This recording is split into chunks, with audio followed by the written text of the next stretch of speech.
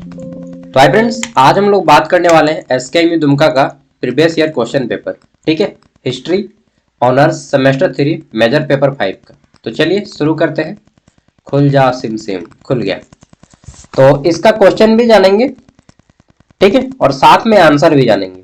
ये क्वेश्चन हो गया और साथ में इसका आंसर भी है, मतलब सॉल्व पेपर पूरा का पूरा डिटेल में। ठीक है, और ये सब आपको ज्ञान सागर ऐप पे इसका पीडीएफ मिल जाएगा। ये हो गया, फिर नोट्स हो गया, मेजर पेपर माइनर पेपर सभी का। ठीक है, मैं पहले थोड़ा सा एक जरा सा सॉरी ऐप के बारे में बता देता हूँ, क्योंकि आप लोग पूछते रहते हैं। ठीक है, बहुत से लोगों को नहीं मालूम है, जान लीजिए। ये है ज्ञान सागर ऐप। यहीं पे आपको कंप्लीट ग्रेजुएशन का कोर्स 60 रुपया में मिलेगा, सिर्फ 60 रुपया में। ठीक है, और एक सेमेस्टर का नहीं बल्कि ऑल सेमेस्टर का एक बार पेमेंट कीजिए, फिर आप निश्चित हो जाइए कंप्लीट ग्रेजुएशन। और केवल एक सब्जेक्ट का नहीं, हर एक सब्जेक्ट का, ऑनर्स मेजर माइनर सेक एसी एमडीसी, ठीक है, सब पेपर का यहाँ पे नोट्स मिलेगा। ठीक है, एसकेएमयू दुमका का कोर्स ले लीजिएगा। ऐप को सबसे पहले इंस्टॉल कीजिएगा। ऐप का लिंक वीडियो के डिस्क्रिप्शन में भी है और प्ले स्टोर में भी है। ऐप का नाम है ज्ञान सागर। ठीक है, यही लोगो प्ले स्टोर में भी मिल जाएगा और वीडियो के डिस्क्रिप्शन में भी। इंस्टॉल कीजिएगा, अपना नाम और मोबाइल नंबर देके लॉगिन कीजिएगा, ओटीपी आएगा, लॉगिन हो जाना है। फिर आपको आना है ऑल कोर्स में और यहाँ से फिर एसकेएमयू दुमका का कोर्स ले लीजिएगा। ठीक है, चलिए एक वीडियो इसी वीडियो के लास्ट में दे दूंगा डिटेल में समझने के लिए। तो देखिए, सबसे पहले हम लोग शुरू करते हैं semester 3 history honours major paper 5 का प्रीवियस ईयर पेपर। इससे पहले हमने मेजर पेपर 4 का प्रीवियस ईयर पेपर डाल चुका है। ठीक है, पेपर कितने नंबर का होता है? तो पेपर 75 नंबर का होता है, आप सबको मालूम है। टाइमिंग 3 आवर ही मिलता है और फुल मार्क्स 75 में लाना होता है 30 नंबर पासिंग के लिए। ठीक है, और पेपर दो भागों में बटा रहता है, ग्रुप ए एंड बी। ठीक है ना, और जहां तक संभव अपने शब्दों में उत्तर दे, ऐसा हर पेपर में लिखा रहता है। तो किताबी भाषा का प्रयोग नहीं करना है। पहले हम लोग क्वेश्चन देखते हैं, फिर एक एक करके उत्तर देखेंगे। 1 मार्क्स वाले 5 क्वेश्चन। इसमें पहला क्वेश्चन है, द्वितीय आंग्ल मैसूर युद्ध कब हुआ? तो अभी हम लोग पढ़ेंगे इसके बारे में, जो कि 80 से 84 के बीच में होता है। रैयतवाड़ी प्रणाली का प्रारंभकर्ता कौन था? यानी कि रैयतवाड़ी व्यवस्था किस अंग्रेज ने चलाई थी? तो आपने सर हेक्टर मुनरो का नाम सुना होगा, वही शुरू किया था। अभी हम लोग सब करेंगे आंसर में। फिर स्वेज नहर कब खोली गई, वो जानेंगे। भारतीय सिविल सेवा का जनक किन्हें कहा जाता है? ठीक है, कार्नवालिस, अभी इनके बारे में भी पढ़ेंगे। फूलो झानो विद्रोह किस विद्रोह से संबंधित है? तो फूलो झानो दो बहन थी। ठीक है, और ये संथाल विद्रोह से संबंधित थे। और दुमका में एक कॉलेज भी खुला गया है, मेडिकल कॉलेज और हॉस्पिटल बोल सकते हैं, फूलो झानो मेडिकल कॉलेज एंड हॉस्पिटल, यहाँ से दुमका में है। और एमबीबीएस भी कई लोग करता है यहीं से। ठीक है, आप भी चाहे तो आप अपना खुद तो नहीं कर पाए, आप अपना बेटा बेटी को करवाइएगा। 5 नंबर का क्वेश्चन दो आता है, इसमें है धन निकास की धन की निकासी से क्या समझते हैं? जो धन निकास प्रणाली थी, जो दादा भाई नौरोजी ने बताया था, इनके बारे में है। फिर न्यासी विद्रोह क्या है? ठीक है, ये जो सन्यासी विद्रोह है, ये सन्यासी विद्रोह क्या है ये जानेंगे। फिर आता है ग्रुप बी, जो कि 60 मार्क्स का होता है, और यहाँ पे शुरू होता है आपको सबसे बड़ा बड़ा क्वेश्चन। और इसमें आपको जो है किन्हीं 4 प्रश्नों के आंसर करने होते हैं। टोटल 6 क्वेश्चन है, जिसमें है पहला क्वेश्चन, पलासी के युद्ध का क्या कारण था? इसके बताना है कि भाई कारण क्या हुआ, और जब युद्ध हो जाता है तो फिर क्या परिणाम निकला, इसका रिजल्ट क्या निकला। ठीक है, पलासी का युद्ध और बक्सर का युद्ध, दो युद्ध बहुत इंपॉर्टेंट है आपके एग्जाम के लिए। ठीक है, नोट्स में मैंने सब कराया है, मेजर पेपर 5 के नोट्स में। हैदर अली के कार्यों का मूल्यांकन करें कि हैदर अली कौन था और ये क्या क्या काम किए हैं। Describe the work and achievement of Hyder Ali. फिर आता है कार्नवालिस ने अस्थायी बंदोबस्त शुरू की, Lord Cornwallis. Permanent settlement act लाते हैं, इसके बारे में जानना है। भू राजस्व प्रणाली पर एक लेख लिखें, भू राजस्व प्रणाली, ये पिछले साल का क्वेश्चन है। नेक्स्ट आता है अनु औद्योगिकरण पर एक लेख लिखें। Write an article on deindustrialisation, ये क्या होता है अनु औद्योगिकरण, तो ये भी जानेंगे कि इंडस्ट्री को हटाना भी है अनु औद्योगिकरण में। संथाल हुल के कारण क्या था, ये जानना है। ब्रिटिश ईस्ट इंडिया कंपनी और सिविल सेवा के बारे में प्रकाश डालें।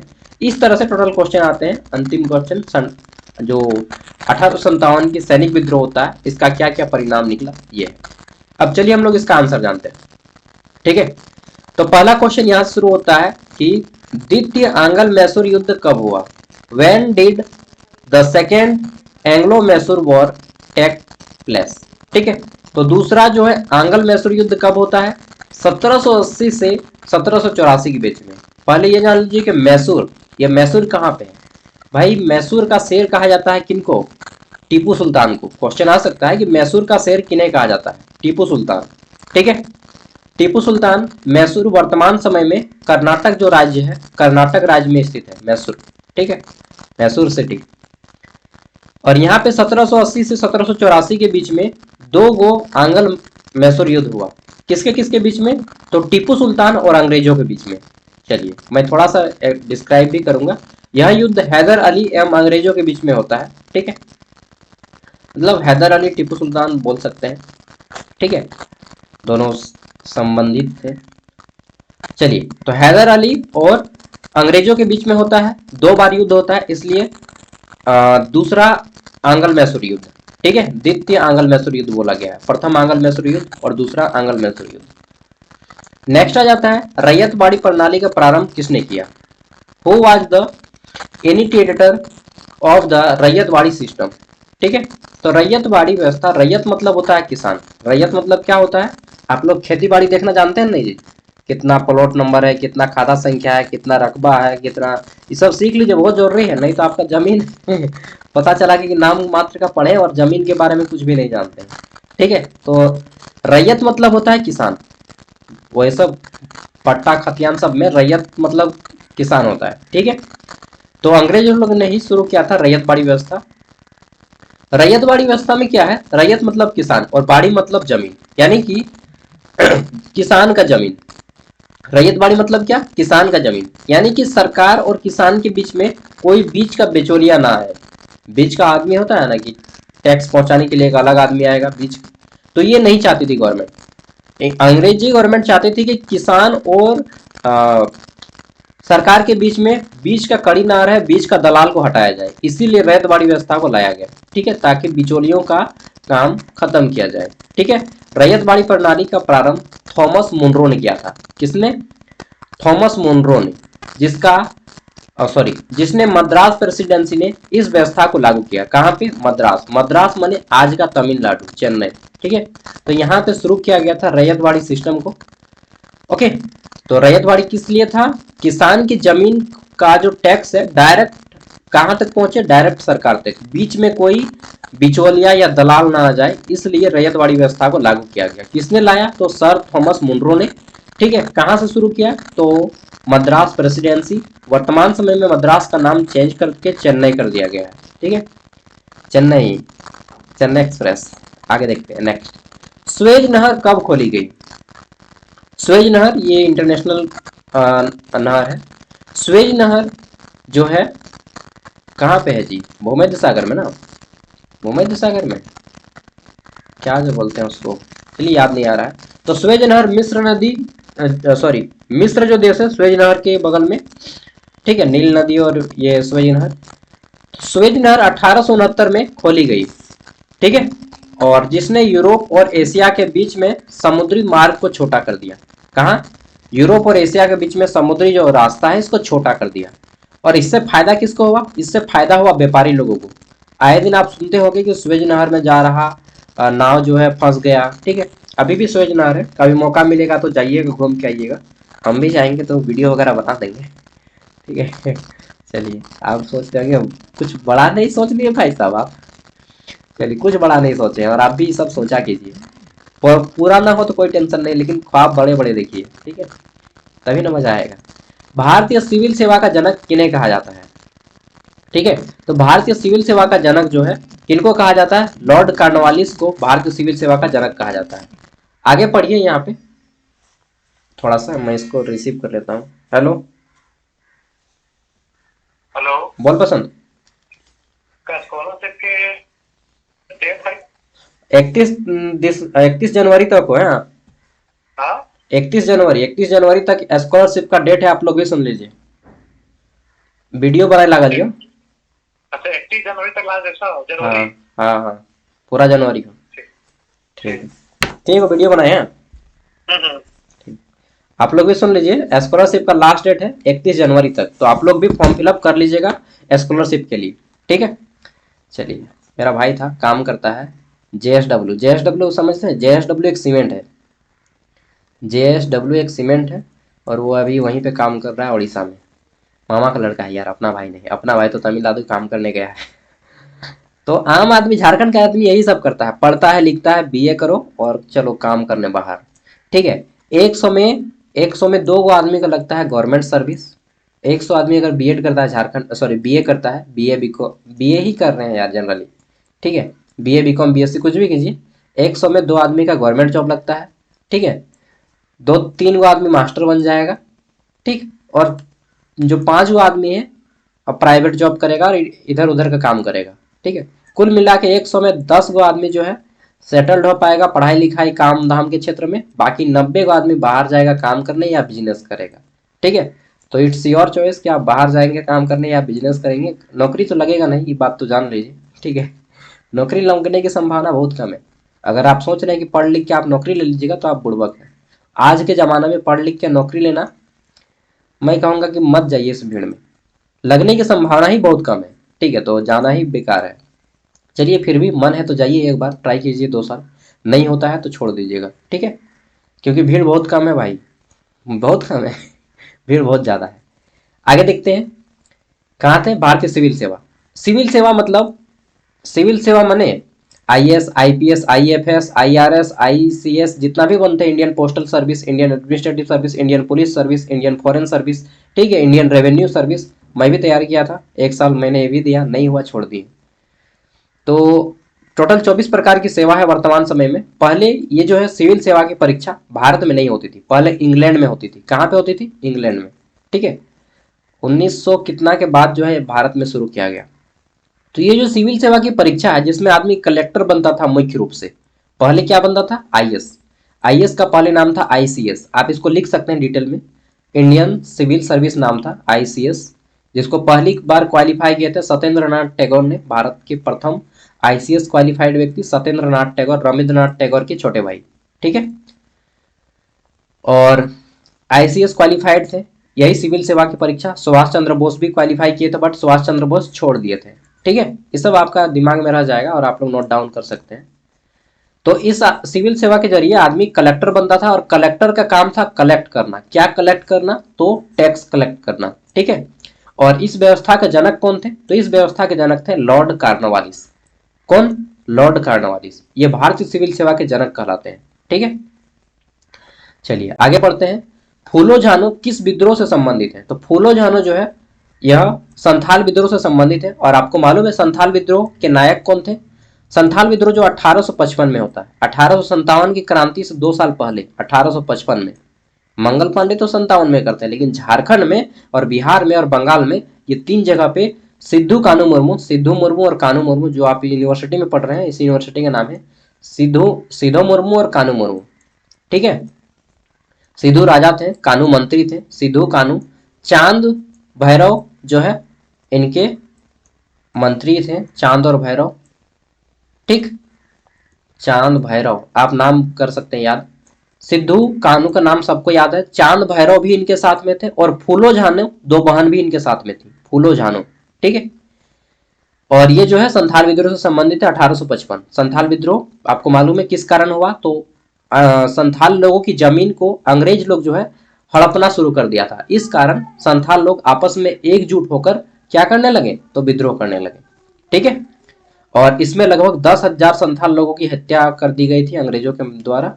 और मतलब इसमें बहुत बड़ा जन नरसंहार हुआ, विद्रोह हुआ, और इसी का परिणाम है SPT एक्ट। इसको भी बारे में थोड़ा सा जान लीजिए।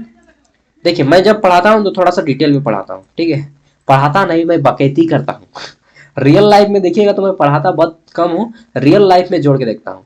संथाल विद्रोह जब होता है तो संथाल लोगों की जमीन को लेकर सबसे बड़ी चिंता आ गई। तो संथाल लोगों ने अपनी जमीन को लेकर कानून, अंग्रेज लोग फिर कानून बनाए संथाल लोगों की जमीन को लेकर, और इसको नाम दिया गया SPT एक्ट। SPT एक्ट क्या है? S से संथाल, P से परगना, संथाल परगना, T से टेनेंसी, संथाल परगना टेनेंसी। आप नोट कर सकते हैं, मैं लिखने में यहाँ पे असमर्थ हूँ। ठीक है। हिंदी में बोलते हैं संथाल परगना काश्तीकारी अधिनियम। क्या बोलते हैं? संथाल परगना काश्तीकारी अधिनियम। इंग्लिश में बोलते हैं SPT एक्ट। ये एसपीटी एक्ट बनता है संथाल परगना के क्षेत्रों में, और वर्तमान समय में झारखंड जो है 24 गो जिला है, 24 गो में से यहाँ पे ये सब भी लिख सकते हैं आप एग्जाम में, 24 में मात्र क्या बोलते हैं 18 जिला में सीएनटी एक्ट लागू है। क्या नाम है? CNT act. ये सब काम देगा आपको, जमीन बारी के बारे में पढ़ लीजिए थोड़ा सा। सीएनटी, छोटा नागपुर काश्तकारी अधिनियम, ठीक है। सीएनटी एक्ट लागू है कहाँ पे? तो झारखंड के 18 जिला में। बाकी 6 गो जिला जो आता है संथाल परगना, यहाँ पे एसपीटी एक्ट लागू है, संथाल परगना काश्तकारी अधिनियम। ये 6 जिला कौन कौन से हैं? तो ये 6 जिला हैं, नोट डाउन कर सकते हैं। दुमका, ठीक है, ये जीवन की काम की बात बता रहा हूँ, जामताड़ा, गोड्डा, पाकुड़, साहेबगंज और देवघर, ये 6 जिला में जो है एसपीटी एक्ट लागू है, ठीक है। संथाल परगना काश्तकारी अधिनियम लागू है 6 जिला में। बाकी जो 18 जिला है वहां पे सीएनटी एक्ट के तहत जमीन की खरीद बिक्री लेन देन सब कुछ होता है, और संथाल परगना के जितने भी जिले हैं यहाँ पे एसपीटी एक्ट के तहत जमीन का लेन देन खरीद बिक्री होता है, ठीक है। ये एसपीटी एक्ट संथाल विद्रोह का परिणाम था, जिसके कारण संथाल लोगों की जमीन को जो है अंग्रेज हो या किसी भी से हो, या मतलब एक तरह से इनकी जमीन को सुरक्षा प्रदान की गई, ठीक है, एसपीटी एक्ट के माध्यम से। चलिए, तो समझ गए संथाल विद्रोह का मैंने पूरा डिटेल में विवरण दे दिया है भाई। अब आप लोग समझ लीजिएगा। आप लोग अगर जमीन बारी होगा ना तो देखिएगा वहां पे लिखा होगा संथाल परगना काश्तकारी अधिनियम के अंतर्गत इनकी जमीन को इसके तहत प्रदान की जाती है, या फिर जो भी है इसका मालिकाना हक बनाया जाता है। अगर आप खतियान रसीद पट्टा वगैरह पढ़ते होंगे तो वहां पे लिखा होगा, ठीक है, एसपीटी एक्ट लिखा होगा, एसपीटी। चलिए आगे देखते हैं 5 नंबर क्वेश्चन। क्वेश्चन आता है धन निकास क्या है, ठीक है। धन निकास क्या है? तो देखिए, धन निकास की जो प्रणाली है किसने बताया था? दादा भाई नेरोजी ने, जिसको भारत का वृद्ध पुरुष कहा जाता है, वयोवृद्ध पुरुष ऑफ इंडिया, ठीक है, Dadabhai Naoroji. What do you understand by withdrawal of funds? देखिए, या फिर ड्रेन ऑफ वेल्थ बोला जाता है इसको, मुख्य रूप से धन निकास की प्रक्रिया। दादा भाई नौरोजी बूढ़े व्यक्ति थे और उन्होंने बताया कि देखो सुनो समझो, पहले मैं क्या बोल रहा हूँ। वो बोल रहे थे कि अंग्रेज लोग हमारे भारत का जो धन है किस तरह से इंग्लैंड लेके जाते हैं। ये जो इंग्लैंड है यूरोप में बसा हुआ, और भारत है हमारा एशिया में बसा हुआ, ये भारत का धन को किस तरह से इंग्लैंड लेके जाते हैं, ये बताया किसने? ये बताया दादा भाई नौरोजी ने, और इसके ऊपर एक किताब भी लिख दी है इन्होंने, ठीक है, दादा भाई नौरोजी। तो यही पूछा गया है कि क्या है यह ड्रेन ऑफ वेल्थ, यानी कि धन निकास की प्रणाली जो अंग्रेज लोग भारत से धन निकाल के ले गया, ठीक है, इंग्लैंड, ये क्या था बताइए भाई, सुनिए तब। धन निकास से आशय उस प्रक्रिया से है जिसके अंतर्गत भारत से अर्जित धन को ब्रिटिश शासन द्वारा इंग्लैंड भेज दिया जाता था, ठीक है। इसे इतिहास में ड्रेन ऑफ वेल्थ कहा गया। क्या कहा गया? Drain of wealth. British east India company ने भारत में शासन स्थापित करने के बाद, जब ईस्ट इंडिया कंपनी 1600 ईस्वी में भारत आई थी, ईस्ट इंडिया कंपनी शासन को स्थापित किया और संसाधनों को और राजस्व का उपयोग भारत के विकास के बजाय ब्रिटेन की अर्थव्यवस्था को सशक्त करने में किया गया। यानी कि जितना मुनाफा हम कमाएंगे भारत में कहाँ जाके लगाएंगे? ब्रिटेन जाके। ब्रिटेन का ही नाम दूसरा नाम इंग्लैंड है, और इंग्लैंड को ही यूनाइटेड किंगडम कहते हैं, ठीक है। आप मेरा फेस देखना चाहेंगे क्या यार? वैसे फेस देखने से कोई फायदा नहीं है, लेकिन फेस देखने से थोड़ा सा बनता है इंटरेक्टिव ना। चलिए फेस देखिएगा, कभी कभी देखना भी चाहिए ना, कैसा दिखते हैं भाई। अरे यार चलिए छोड़िए, हटाते हैं। फेस देख लीजिएगा बाद में कभी, ठीक है। अभी नहीं आ रहा है क्लियर फोटो, लाइटिंग वगैरह भी नहीं है अच्छा से। चलिए तो देखते हैं यहाँ पे हमारा क्वेश्चन क्या था, कहाँ गए हैं, इसको बंद कर दिया ना। Drain of wealth. तो ड्रेन ऑफ वेल्थ के माध्यम से अंग्रेज लोग भारत से किस तरह से धन को ले जाते थे वो चीज बताया गया है, ठीक है। सॉरी मैं भटक गया। मैं बोला ना कि मैं यहाँ पे पढ़ाने लिखाने नहीं आया हूँ, बकैती कराने आया हूँ। बकैती करना है तो मेरे साथ टाइम वेस्ट कीजिए, और ये टाइम जो वेस्ट कीजिएगा आपके एग्जाम के लिए बेनिफिट रहेगा, ठीक है, बेनिफिशियरी रहेगा। अरे भाई दिमाग में लोड लेके मत पढ़ो कि याद रहेगा चाहे नहीं रहेगा, ठीक है, भूल जाओ, सब कुछ भूल जाओ। जो याद रहेगा वही ज्ञान है, जबरदस्ती याद करने की कोशिश मत कीजिए, ठीक है। मैं नहीं कहता हूँ कि जबरदस्ती पढ़िए। तो किस तरह से अंग्रेज लोग, ब्रिटिश लोग ब्रिटेन को ही इंग्लैंड बोलते हैं और इंग्लैंड को ही यूनाइटेड किंगडम बोलते हैं, ठीक है। ये किस तरह से ले जा रहे थे लंदन, लंदन ब्रिटेन की राजधानी है, वो गाना भी सुना होगा, ठीक है। मेरे गाय ने इतना दूध दिया तेरा लंदन जाना, नहीं मेरा लंदन जाना छूट गया नहीं। चलिए, तो राजस्व का उपयोग यानी कि जो टैक्स मिलता था भारत के विकास में ना करके ब्रिटेन की अर्थव्यवस्था को मजबूत किया जा रहा था, ठीक है। भारत से प्राप्त जितना भी टैक्स था, राजस्व था, रेवेन्यू था, अंग्रेज अधिकारी के वेतन, पेंशन, सेवा और खर्च में इंग्लैंड पे आयातित वस्तुओं में भुगतान किया जाता था, बल्कि भारत के गरीब किसान और जितना भी परिवार लोग था उनके लिए कुछ नहीं मिलता था। इस प्रक्रिया में भारत को किसी प्रकार का प्रत्यक्ष लाभ नहीं मिल रहा था, डायरेक्टली बेनिफिट भारत को नहीं मिलता था, ठीक है। भारत से कमाया गया धन सब कहाँ जाता था, इंग्लैंड जाता था। इसी को ड्रेन ऑफ वेल्थ कहते हैं। इससे भारतीय उद्योग, कृषि हो, व्यापार हो, सब कमजोर पड़ते गए। धन की निकासी, इस निकासी ने भारत की आर्थिक संरचना को अत्यधिक नुकसान पहुंचाया और गरीबी, अकाल, बेरोजगारी को बढ़ावा दिया, ठीक है।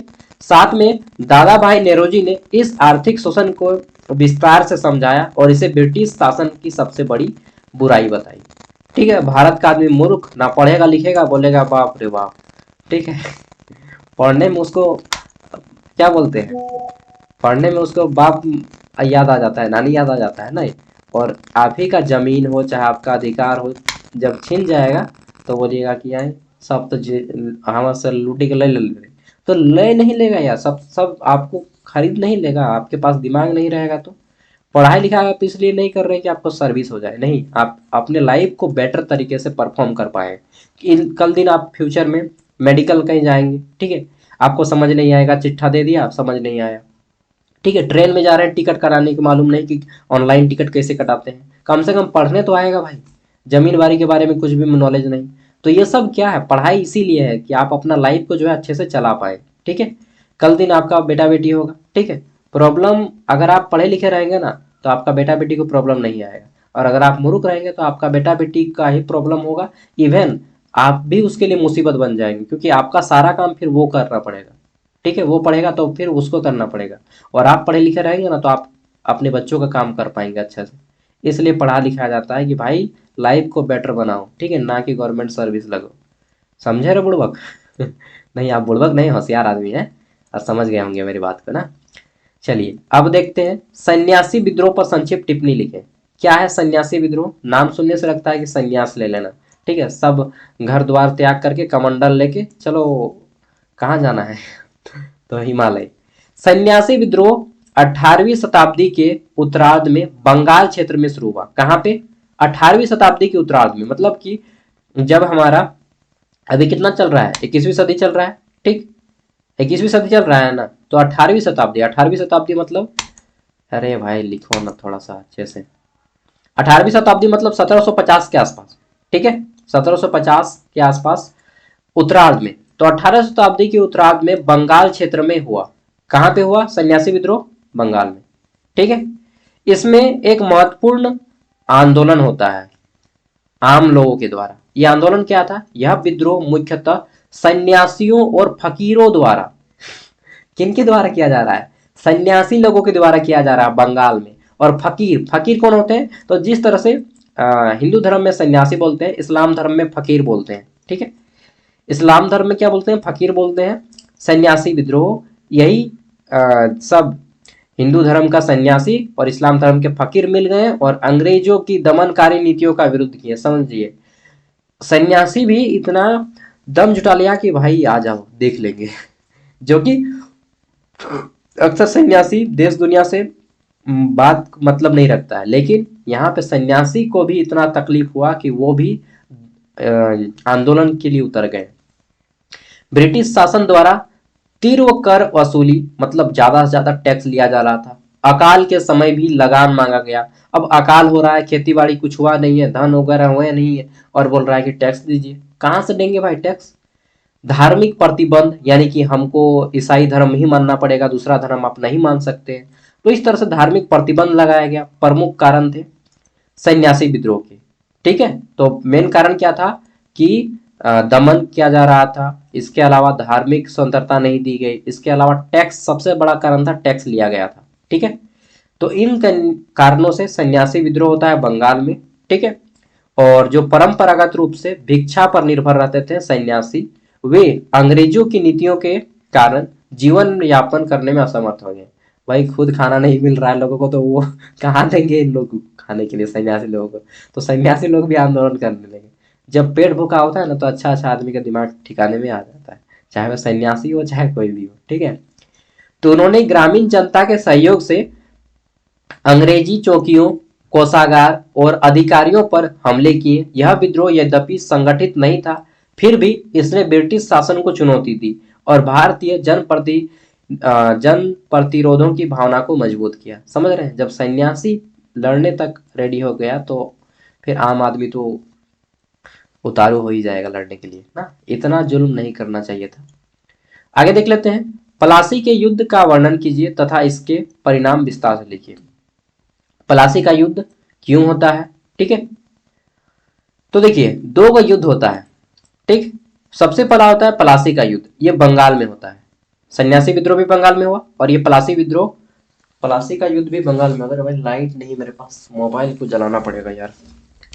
कहवा गला हो ए जान, एक का रिचार्ज नहीं क्या क्या बोलते हैं आपने? मैं मोबाइल को बोल रहा हूँ क्योंकि ना आँख खराब हो जाएगा। लाइन कट गया और लैपटॉप का रोशनी से ना आँख खराब हो जाएगा। क्या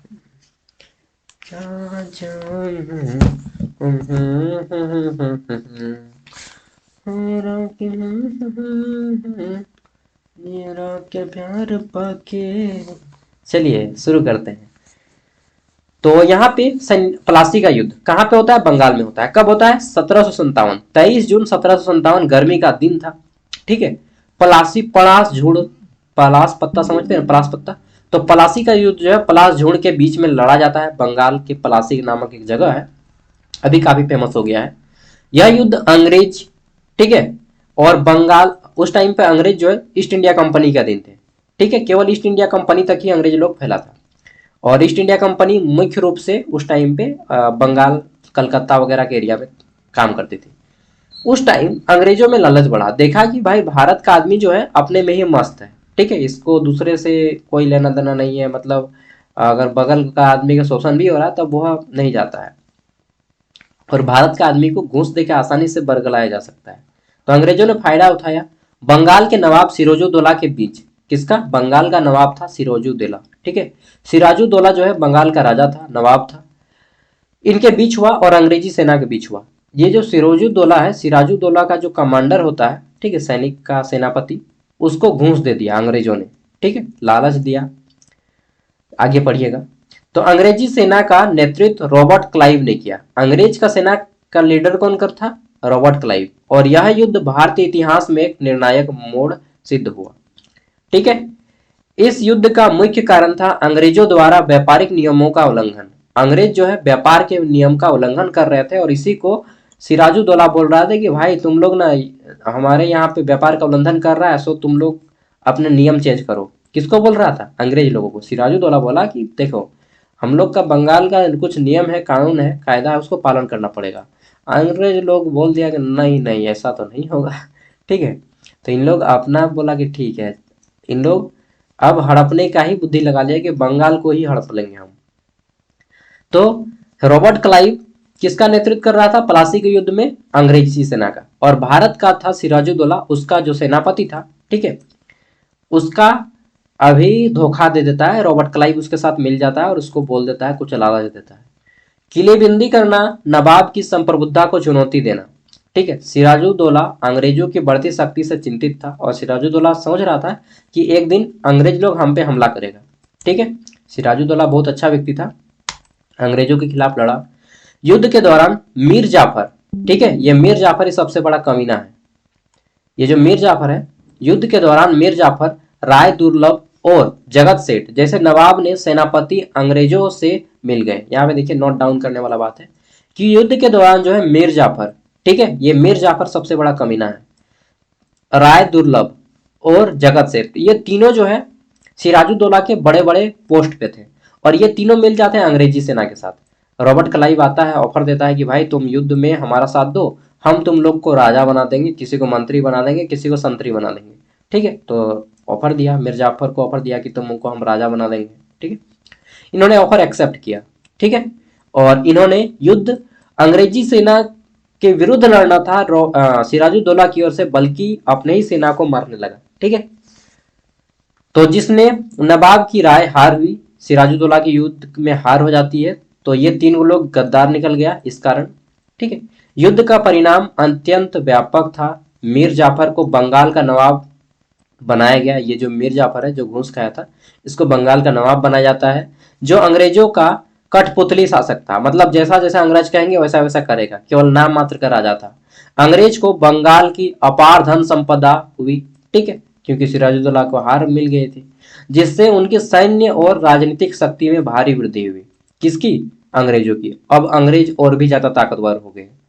ठीक है, प्लासी के युद्ध के बाद अंग्रेज भारत की राजनीतिक निर्णायक शक्ति बन गए, बहुत ज्यादा पावरफुल हो गए। अब अंग्रेज लोग सोचने लगा कि अब हम पूरे भारत पे कब्जा करेंगे। इसने कंपनी की शासन की नींव रखी और भारत में ब्रिटिश उपनिवेशवाद की शुरुआत करती है। भारतीय अर्थव्यवस्था, प्रशासन और समाज पर इसके दुष्परिणाम पड़ते हैं। अब जैसे ही ये लोग, यहीं पे मैं इसको और कंटिन्यू करके थोड़ा सा आगे बढ़ाता हूँ। ये जैसे ही 1757 को प्लासी का युद्ध जीत लेते हैं, इनके पास शक्ति आ जाती है, पावर आ जाता है, पोजीशन आ जाता है। तब ये 1757 के बाद 1764 में, ठीक है, 1764 में 7 साल बाद, आफ्टर 7 ईयर, क्या करते हैं और एक युद्ध लड़ते हैं जिसका नाम है बक्सर का युद्ध। क्या नाम है? बक्सर का युद्ध, बैटल ऑफ बक्सर। नोट कर सकते हैं 1764 में और एक युद्ध लड़ा जाता है, बक्सर का युद्ध।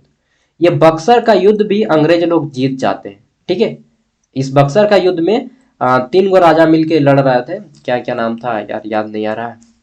ठीक है,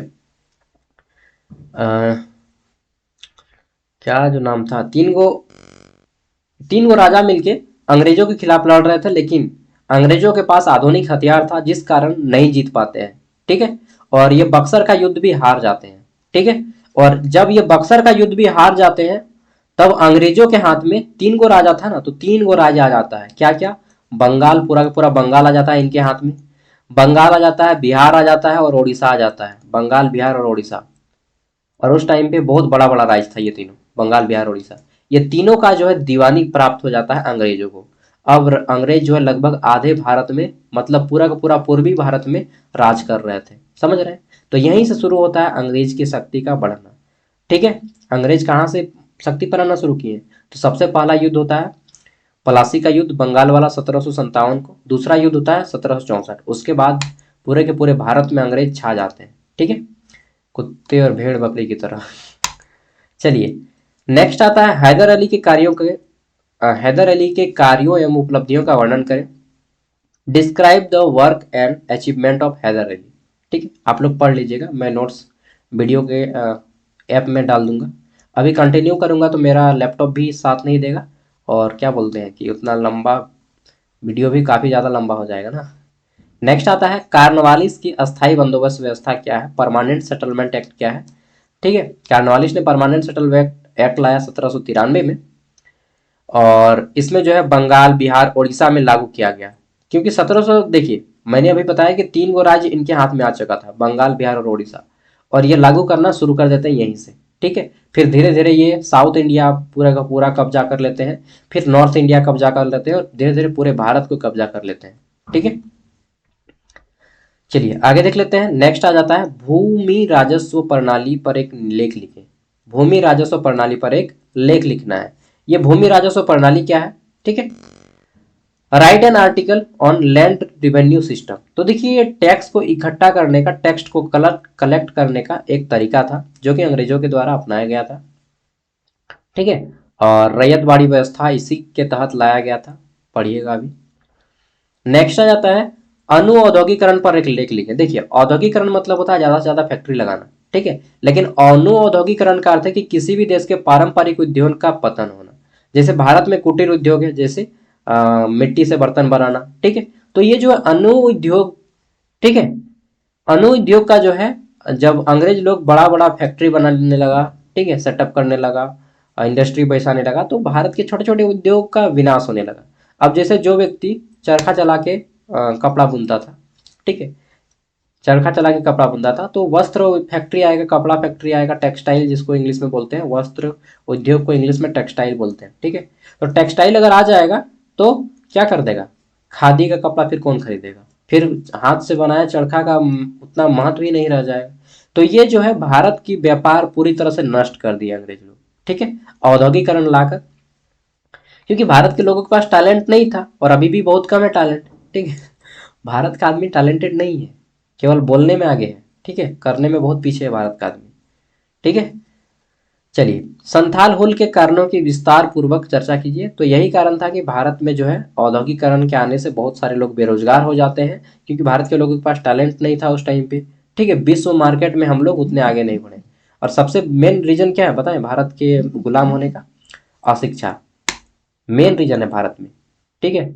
अशिक्षा ही सबसे मेन रीजन है भारत को गुलाम करने का। अगर व्यक्ति शिक्षित होता तो कभी भी वो लिमिट से क्रॉस नहीं कर देता अंग्रेज लोगों को, ठीक है। और दूसरी की रीजन है अशिक्षा, और दूसरी रीजन है भारत में जो है घूसखोरी जो है ना, ठीक है, पैसा के चलते आदमी घूस खा जाता है। ये दूसरा रीजन है अंग्रेजों के शासन करने का।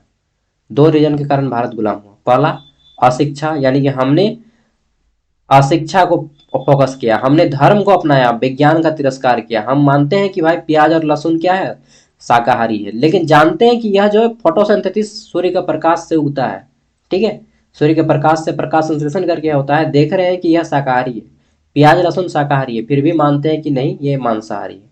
तो यही है कि हमने धर्म को आदर दिया और विज्ञान का तिरस्कार किया, और विज्ञान का तिरस्कार करने वाला व्यक्ति ना झेलता ही है, ठीक है। अगर आप भी मानते हैं कि प्याज और लहसुन क्या है, मांसाहारी है, तो आप भी महा बड़े बुर्बक हैं।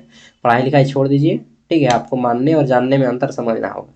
प्याज लहसुन शाकाहारी है, ठीक है। अगर आप भी मानते हैं कि प्याज लहसुन मांसाहारी है, तो देख रहे हैं भाई कि वो फोटोसिंथेसिस कर रहा है, सूर्य का प्रकाश संश्लेषण में पौधा है।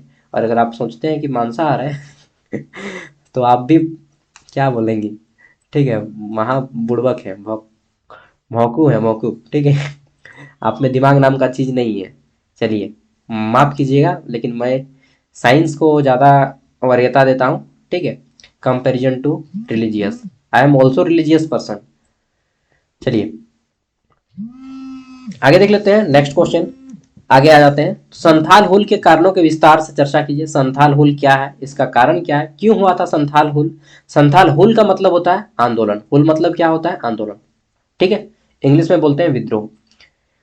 तो अरुण सर कोर कर रहे हैं आपके, अरुण भाई, इसको थोड़ा सा बाद में बात कर लेंगे, ठीक है। संथाल हुल के कारण का विस्तार से बताना है कि संथाल विद्रोह क्यों हुआ। सिद्धू कानू चांद भैरव, सिद्धू कानू चांद भैरव और फूलो झानू, ठीक है, पूरा डिटेल में यहाँ पे बताया गया है। चलिए, माफ कीजिएगा मैं थोड़ा कठोर शब्द का प्रयोग करता हूँ, लेकिन सच बोलता हूँ और सच हमेशा कड़वा ही होता है ना। आगे देख लेते हैं। ब्रिटिश ईस्ट इंडिया कंपनी के अधीन सिविल सेवा पर प्रकाश डालिए। ब्रिटिश ईस्ट इंडिया कंपनी के आधार पर सिविल सेवा क्या है ये बताना है, ठीक है। ये जो ब्रिटिश ईस्ट इंडिया कंपनी है यही है भारत का जड़ बर्बाद करने का ना। British east India, east India मतलब पूर्व के भारत में, अंग्रेजों की पूर्व भारत में जो फैक्ट्री बैठाई, इसी को ईस्ट इंडिया कंपनी दी गई। 1600 ईस्वी में स्थापित की गई। बुड़बक था वो लोग जो ईस्ट इंडिया कंपनी को बसाने दिया, ठीक है। किसने दिया था, वही राजा महाराजा लोग, ठीक है, व्यापार करने की इजाजत दे दिया।